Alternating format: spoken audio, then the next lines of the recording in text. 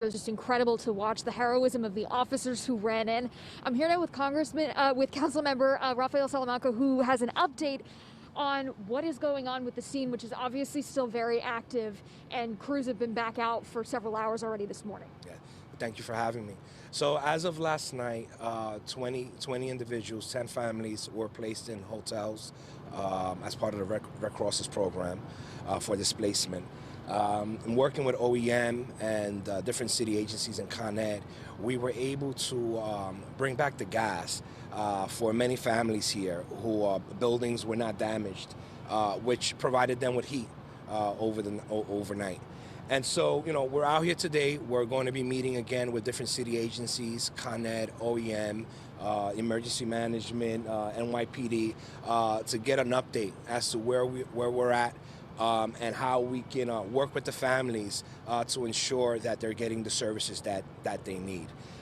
Three buildings have been demolished, and there are two other buildings that were HPD called shore-ups, where they're going to come in and they're going to try to fix the structure of these buildings. For the individuals who were injured, do you have any update on how they're doing? Yeah, so as of now, as of last night, we heard that there were about 9 individuals that were sent to the hospital, 4 officers, and 3 homeowners/tenants. One is deceased at the moment, and we're waiting to get updates from the other 2 homeowners/tenants that are at Lincoln Hospital. The family of the woman who was killed, have you spoken to them at all? I know NYPD was with them last night in the hospital. Yeah, my office we haven't had the opportunity to speak to the families, but we've been in conversations with the neighbors. This is a tight-knit family, community. Yesterday, as this fire was in progress, I was talking to the homeowners, and these homeowners knew by name every person that lives in every house. And there was one individual that was missing. And so they didn't know if that individual was in the rubble or if he was on vacation. They were able to track this individual down who was on vacation in Puerto Rico. So it just shows you the extent of how tight this neighborhood is. Any sort of foul play suspected? At the moment, no. FDNY originally preliminary informed us that this was a natural gas, a fire or an explosion, but we're waiting for an official report from the fire department. I think what makes this even more heartbreaking is just knowing the history of these apartments, of these homes. Can you talk a little bit about that? Yeah. So, back in the 70s and 80s, it was real. The Bronx was really burning. We had landlords who no longer wanted to maintain their buildings, and for insurance purposes, they were literally setting their buildings on fire. And so this neighborhood was ground zero for that. And so when we started revitalizing the South Bronx in the late 80s, beginning of the 90s, these homes were part of that revitalization, providing a homeowner opportunity for individuals that stood in the Bronx, for low-income families. And so that's exactly what these homes resemble, the revitalization of the South Bronx.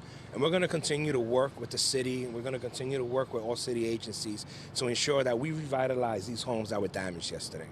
And this being the second deadly fire in the Bronx in a couple of weeks, what is your message to your constituent? It's heartbreaking. My message is very clear.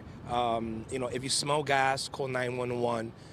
No matter how minimal the gas is, you never know, so that the proper authorities can come and inspect and prevent explosions of fire such as these. If you don't have any heat at home, please call 311. Call your local elected officials. We're on edge right now. If you don't have any gas, all of my colleagues will respond. We want to prevent our tenants, our Bronxites, from using portable heaters. We will hold our landlords accountable if they're not providing adequate heat. And if they're not, we can work with city agencies who can take over temporarily and ensure that you're getting the proper heat in your buildings. And to your understanding, did the FDNY receive a call about a gas odor prior to this explosion? At last night's briefing, I was informed that there was someone last night or yesterday who was calling 311 to report a gas odor, and simultaneously, that's when the explosion happened.